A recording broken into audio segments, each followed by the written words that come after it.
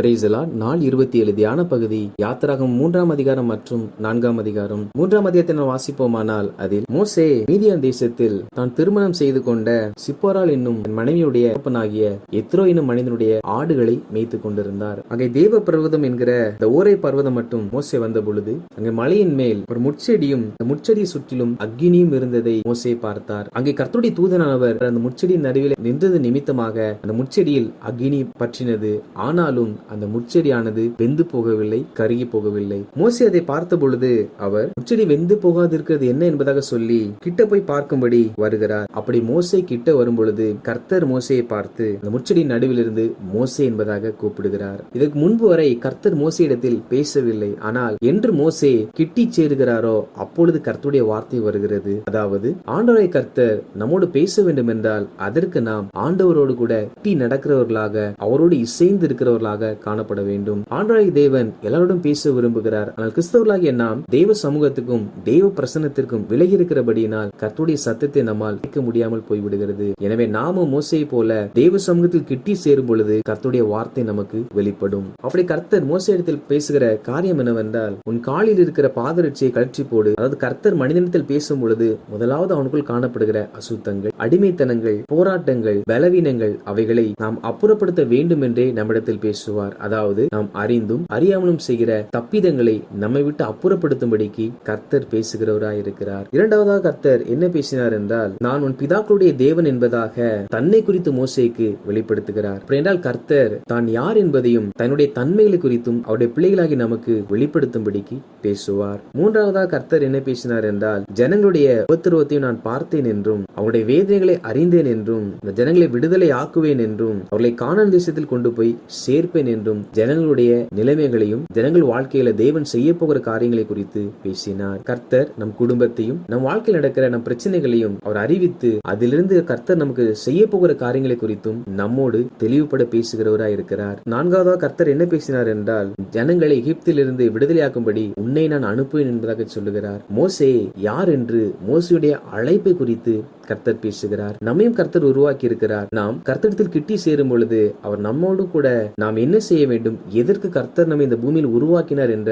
அவருடைய திட்டங்களையும் கூட வெளிப்படுத்தி பேசுவார். மோசே அதற்கு பார்வோன் முன்பாக போய் நிற்கவும் இஸ்ரவேல் ஜனங்களை எகிப்திலிருந்து அழைத்து கொண்டு வரவும் நான் எம்மாத்திரம் என்பதாக சொல்லுகிறார். தேவன் மோசையை கொண்டு பெரிய திட்டங்களை தீட்டி நீவைகளை செய்வாய் என்பதாக சொல்லுகிறார். மோசையோ நான் அதை எப்படி செய்ய முடியும், நான் எம்மாத்திரம் என்பதாக சொல்லுகிறார். தேவ சமூகத்தில் நம்மை தாழ்த்துவது நல்லது. ஆனால் தேவன் நம் நிலை அறிந்து நாம் யார் என்பதை அறிந்து நாம் எதில் பலவீனமானவர்கள் என்று அறிந்துதான் அவர் நம்முடைய கரத்தில் ஒரு பொறுப்பை கொடுப்பார். நாம் தாழ்மைப்படுத்துகிறோம் என்று சொல்லி தேவன் கொடுக்கிற பொறுப்பிலும் இதற்கும் நான் தகுதியில்லை என்று சொல்லுவோமானால் அது தேவனை கோபப்படுத்துகிற ஒரு காரியமாய் இருக்கும். கர்த்தர் அறிந்துதான் நம்மிடத்தில் இந்த பொறுப்பை கொடுக்கிறார். ஆனால் நாமோ அங்கும் நாம் தேவனிடத்தில் போய் தாழ்த்துகிறோம் என்று சொல்லி இதற்கும் நான் தகுதியில்லை என்று சொல்லுவோமானால் இவைகளே மிஞ்சின நீதிமான்களுடைய செயல்கள் ஆகும். இதற்கு பின்பாக கர்த்தர் மோசையை நோக்கி மோசே செய்ய வேண்டிய கட்டளைகளையும் தேவன் செய்ய போகிற காரியங்களையும் சொல்லுகிறார். அதில் நீங்கள் சொன்ன வார்த்தைகளை கேட்டு பார்வோன் செவி கொடுக்க மாட்டான் என்றும் அவனின் கை வல்லமை பார்த்தால் ஒழிய உங்களை விடுதலை ஆக்க மாட்டான் என்றும் நான் எகிப்து நடுவில் அற்புதங்களையும் அடையாளங்களையும் செய்வேன் என்றும் நீங்கள் இந்த தேசத்திலிருந்து புறப்படும் பொழுது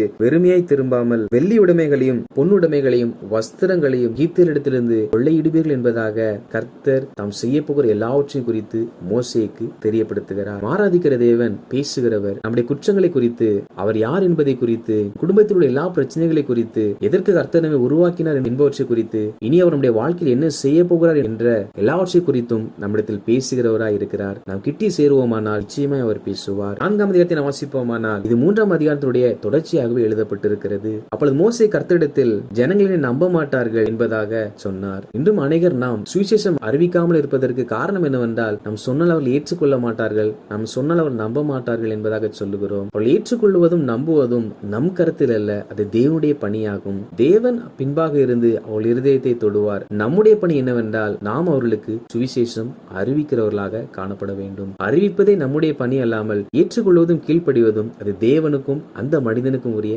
செயலாகும். அப்பொழுது கர்த்தர் மோசையிடத்தில் மோசே கையில் இருந்த கோலை தரையில் போடும்படி சொல்லுகிறார். மோசே இது போட்ட பொழுது அது சர்ப்பமாக மாறினது. மீண்டும் மோசே அதன் வாளை பிடித்தவுடன் அது கைக்குழாய் மாறினது. மேலும் மோசையுடைய கையை தன் மடியில போடும்படி சொல்லுகிறார். மோசே கையை மடியில் போட்டு வெளியெடுக்கும் பொழுது கை வெண்குஷ்டம் போல மாறிற்று. மறுபடியும் கர்த்தர் கையை மறுபடியும் போட்டு எடுக்க சொல்லுகிறார். அப்பொழுது மோசே கையை போட்டு எடுக்கும் பொழுது பொழுது அந்த கை முன்பு இருந்தது போல் மாறிற்று. கர்த்தர் இந்த 2 அடையாளங்களையும் காண்பித்து, நான் உன்னை அனுப்பினேன் என்பதற்கு இதுவே அடையாளம், இதை நீ போய் ஜனங்களுக்கு முன்பாக காண்பி, அப்பொழுது உன்னை நம்புவார்கள் என்பதாக கர்த்தர் சொன்னார். இது எதை காண்பிக்கிறது என்றால், நாம் பிறரிடத்தில் சுவிசேஷம் சொன்னால் மாத்திரம் அவர்கள் ரட்சிக்கப்பட மாட்டார்கள். அதற்கு முன்பாக நாம் தேவனுடைய நன்மைகளை, ஆசீர்வாதங்களை, கிருபைகளை பெற்றிருப்பதை அவர்கள் பார்க்கும்படிக்காக சாட்சியுள்ள ஒரு வாழ்க்கை நாம் வாழ வேண்டும். தேவன் நம்முடைய வாழ்க்கையில் அற்புதம் செய்திருப்பதை அவர்கள் உணர்ந்து கொள்வார்களானால் நிச்சயமாக நாம் தேவனை குறித்து சொல்லும் பொழுது அதை அவர்கள் மன உற்சாகத்தோடு ஏற்றுக்கொள்வார்கள். மோசேயோ, ஆண்டவர் இவ்வளவு அடையாளங்களை கொடுத்தும் கூட நான் நாக்கு வல்லவன் உள்ள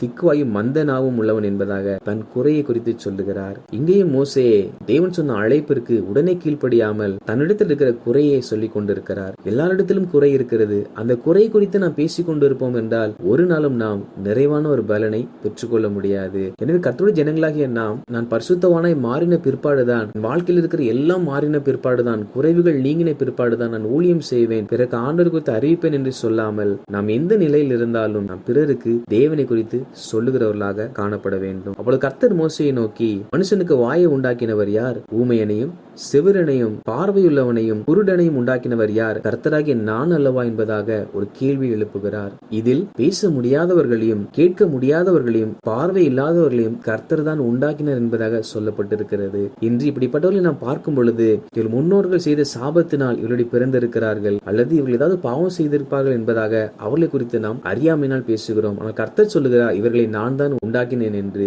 அவர் சிலரை இப்படி பார்வையற்றவர்களாக, கேட்க முடியாதவர்களாக, பேச முடியாதவர்களாக உருவாக்கி இருக்கிறார். அதற்கும் ஒரு நோக்கமும் அவர்கள் செய்ய வேண்டிய ஒரு அழைப்பும் கூட இருக்கிறது. மோசே இப்படி சொன்ன பிற்பாடு கர்த்தர், நான் உன் வாயோடு இருந்து நீ பேச வேண்டியதை உனக்கு போதிப்பேன் என்பதாக சொல்லுகிறார். நாம் எது நம்மால் முடியவில்லை என்று சொல்லுகிறோமோ ஆண்டவராகிய கர்த்தர் அதில் அவர் உதவி செய்து அந்த காரியத்தை நம்மை கொண்டு அவர் செய்து முடிக்கிறவராய் இருக்கிறார். மோசேயோ, கர்த்தர் இப்படி சொல்லியும் என் அனுப்ப சித்தமா இருக்கிற வேறு யாராவது அனுப்பும் என்பதாக சொல்லுகிறார். சித்தம் என்ற வார்த்தைக்கு அர்த்தம் என்னவென்றால் தேவனுடைய திட்டம் எனப்படும். ஆண்டவர் நமக்கென்று ஒரு திட்டம் வைத்திருக்கிறார் என்றால் அதை நாம் தான் செய்ய வேண்டும். அதை யாராவது செய்யட்டும் ஆண்டவர் என்பதாக நாம் ஜெபிப்பது ஒரு மதீனமான ஜெபமாகும். கர்த்தர் மோசேயை பெரிய மீட்பின் திட்டத்திற்காக உருவாக்கினதை அறியாமல், அதை உணராமல் யாரையாவது அனுப்பு சித்தமா இருந்தால் அனுப்பும் என்பதாக சொல்லுகிறார். அப்பொழுது கர்த்தருக்கு கோபம் உண்டாயிற்று. தேவன் அன்பானவர் தான், ஆனால் நாம் தேவன் நமக்கு சொல்லுகிற வார்த்தைகளை தேவனுக்கே ஆலோசனை கொடுக்கிறவர்களா இருப்போம் என்றால் அப்பொழுது இந்த மனிதன் மேல் கர்த்தருடைய கோபம் உண்டாகும். இது நிமித்தமா கர்த்தர்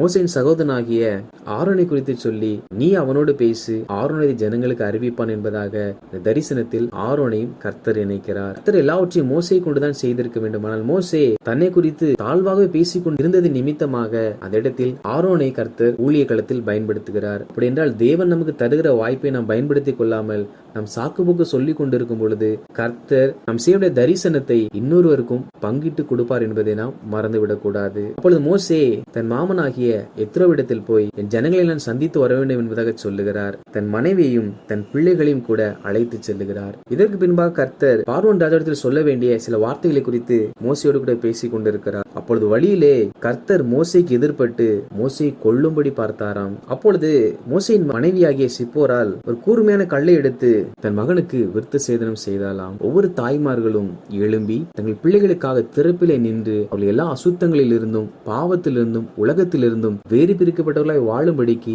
போராடி ஜெபிக்கிறவர்களாக காணப்பட வேண்டும். விருத்த சேதனம் செய்த பிற்பாடுதான் கர்த்தர் மோசேயை விட்டு விலகி போனாராம். அப்படி என்றால் ரட்சிக்கப்பட்ட ஒரு மனிதனுடைய பிள்ளைகள் தவறான வழியில் செல்லும் பொழுது கர்த்தருக்கு அந்த குடும்ப தலைவன் மேல் கோபம் வருகிறது. காரணம், அந்த குடும்ப தலைவனை பிள்ளைகளை பரிசுத்த வாழ்க்கைக்குள்ளாக வளர்க்க வேண்டும். அவைகளை தவறுவிடும் பொழுது கர்த்தர் அதற்கு கோபப்படுகிறவராய் இருக்கிறார். மோசையும் ஆரோனும் ஒருவரை சந்தித்து மோசே நடந்த காரியங்கள் எல்லாவற்றையும் ஆரோனுக்கு தெரியப்படுத்தி இருவரும் இஸ்ரவேல் ஜனங்களை போய் சந்திக்கிறார்கள். மோசே இந்த அடையாளத்தை செய்து காண்பித்த பொழுது ஜனங்கள் எல்லாரும் அதை நம்பினார்கள். வாசித்த அந்த அதிகாரிகளின்படி கர்த்தருடைய ஜனங்களாகிய நாம் கர்த்தருடைய சத்தத்தை அதிகமாய் கேட்க ஒவ்வொரு நாளும் தேவ சமூகத்தில் இன்னும் கிட்டி சேருகிறவர்களாக காணப்பட வேண்டும். மேலும் நம்மிடத்தில் இருக்கிற குறையை நாம் நோக்கி பார்க்காமல் தேவன் சொல்லுகிற வார்த்தைக்கு உடனே கீழ்ப்படிந்து செயல்படுகிறவர்களாக காணப்பட வேண்டும். மேலும் நம்முடைய பிள்ளைகளுடைய வாழ்க்கை நிலையை அறிந்து அவர்கள் எல்லாவற்றிலிருந்து விடுதலையாக்கப்பட்டு தேவனுடைய கரத்தில் ஆவியானுடைய ஆளுகைகள் வளரும்படிக்கு நாம் தான் ஒவ்வொரு நாளும் பிரயாசப்பட வேண்டும். அப்படி நான் பிரயாசப்படுவோம் என்றால் நிச்சயமா கர்த்தர் நம்மையும் ஆசீர்வதிப்பார், குடும்பத்தையும் ஆசீர்வதிப்பார். கர்த்தர் நம்மை குறித்தும் நம் குடும்பத்தை குறித்து வைத்திருக்கிற எதிர்கால திட்டங்களை வெளிப்படுத்துவார். கர்த்தர் தாமே இந்த வார்த்தைகளின்படி நம்மை ஆசீர்வதிப்பாராக. ஆமேன்.